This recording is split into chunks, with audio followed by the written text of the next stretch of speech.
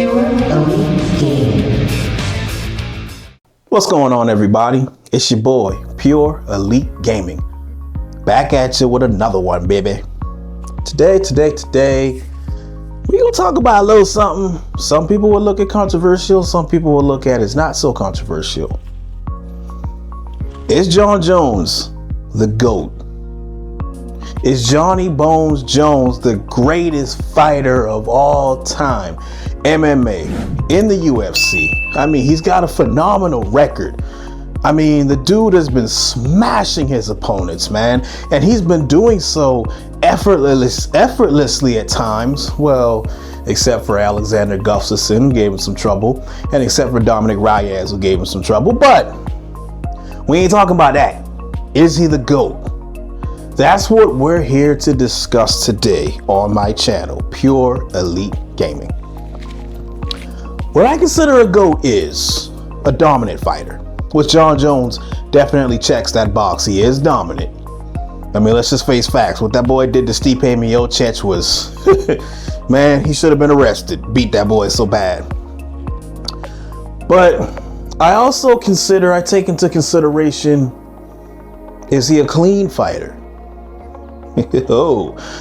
See, now we're getting into those controversial waters just a little bit. Is he a clean fighter? Well, no, he's not. Johnny Bones Jones at one point could not pass a drug test for nothing. When the UFC was contracted with USADA, he would fail these drug tests, and there was one drug test in particular where he failed, and the UFC swept it under the rug because apparently they tried to claim that USADA messed it up because he got caught with the same amount of PEDs in his system as he got caught with the last time. So what that's telling me is he cycled off of the drugs around the same time frame. See what I'm saying? But USADA flagged him. Nevada suspended him. The UFC sweeps it under the rug, and Jon Jones fights in, I think, California on the next card, which was the next month. Okay, that's not GOAT activity. And also what's not GOAT activity is Jon Jones ducks fights. He does. He's ducking Tom Aspinall hard right now. He's ducking Tom Aspinall like people used to duck me at dodgeball during PE back in the day. He's ducking Tom Aspenall pretty hard. He is. He can say what he wants. His fans, I'm included. I'm actually a Jon Jones fan. But he's not the GOAT to me. Again, he's ducking Tom Aspenall. Tom Aspenall is the interim UFC champion. Jon Jones is the current heavyweight champion. It only makes sense for them to fight, right? To see who's the best in the heavyweight division. You've got this champion, you've got this champion. We do this, we knuckle up, we fight, we see who's the best, and the best takes the belt, right? No, Jon Jones makes excuses. Jon Jones says that, oh, well, that will just, I don't want to take the risk of fighting Tom Aspinall because I don't want to take that risk of hurting my legacy. Bro, it's only going to hurt your legacy if you get dog walked. And even then, it's not going to hurt his legacy because Jon Jones is a great fighter. He is. I mean, despite the stuff I just said about the man, him not being a clean fighter, you know, with those eye pokes also and the oblique kicks. I mean, he's a great fighter. No doubt about it. So why isn't this great fighter fighting the interim champion to become the undisputed champion? No, Jon Jones wants to take the sneaky way out. He even said some things like he wants to actually drop the heavyweight title. He has said that he's willing to drop the heavyweight title in order to fight for the BMF belt. Now, if you don't know what BMF stands for, I ain't gonna say it on this channel because I am a Christian. I don't use language like that. So I'm not gonna be saying what BMF stands for, but Johnny Bones Jones said that he wants to fight Alex Pereira for the BMF title. Man, you need to fight Tom Aspinall. And this is not the first time that Jon Jones has said some things like this. I remember one time when Lyoto Machida earned a rematch to fight him, but Jon Jones turned it down. He said, no, the risk isn't worth the reward. Bro, when you step in the cage, that's a risk, bro. When you step in the cage to fight anybody, that is a risk that you take. So I didn't understand him, and I wasn't feeling him when he said, I mean, he already beat Lyoto Machida once in dominating fashion, mind you, but in that first round, Lyoto Machida had that boy in some trouble. And that was actually the first time Jon Jones faced adversity.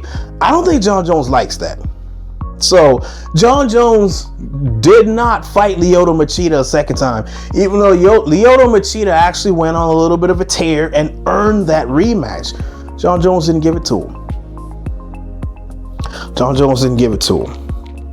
Who I feel is the greatest of all time in UFC, MMA, everything, Anderson Silva.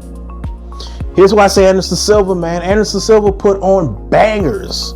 Anderson Silva wasn't scared to fight anybody. You put the contract in front of Anderson Silva, he signed it, he fought you, and he entertained you. There was that one fight he didn't entertain us. I think the guy's name was Antimetalis Latus or something like that. Or was it Patrick Cote? Correct me in the comments if I'm wrong. Please correct me in the comments, but just be respectful. So anyway, Anderson Silva never ducked anybody. Anderson Silva fought everybody you put in front of him. That's GOAT activities. And that's my favorite fighter on the list. Now, if Jon Jones would have been a clean fighter, if Jon Jones would have not ducked anybody, then I couldn't put Anderson Silva ahead of him. But since he ducks people and since he gets popped for PEDs every time you turn around, I'm surprised he hasn't gotten caught with PEDs in his system after the Stipe fight. But I mean, it's still a couple days out, so that could still happen. But then again, the UFC isn't contracted with USADA anymore, so it's not going to happen.